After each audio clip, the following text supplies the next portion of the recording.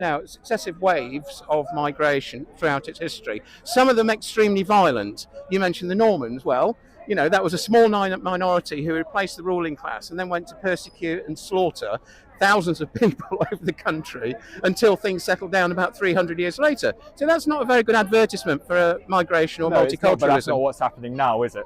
Yeah, I'm just saying that you use that as an example. But Yeah, and what I was saying about that is we've had Normans and from Norway and Celts, and we're as a population. Because this is an argument that's often put forward. Yes. So if we note them. So if you go back to the Romans, now there were migrations before that. You had people like the Celts, the Amnaya, the Beaker people, that stuff.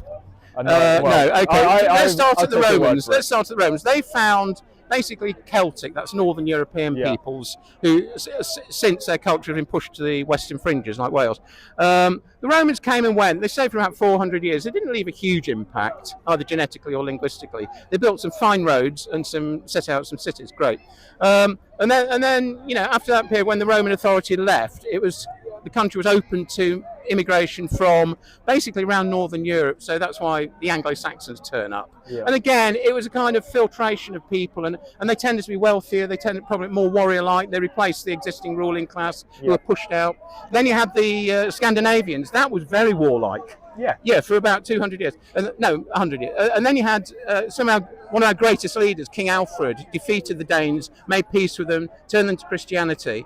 And so by that time, the genetic mix of England was pretty much set as Northern European, Anglo-Saxon, Celtic and Scandinavian. Then we had the Normans, who I referred to before. They conquered the country. They replaced the ruling class again. They slaughtered a lot of people during that period of establishing their rule. And for 200 or 300 years, the kings of England spoke French, basically. They were French. Yeah. They saw them as that part of the culture. But they merged eventually. Since then, the biggest is probably the Huguenots, who were expelled from France in the 17th century because they were the wrong religion. I'm descendant of. Oh, you're great. I mean,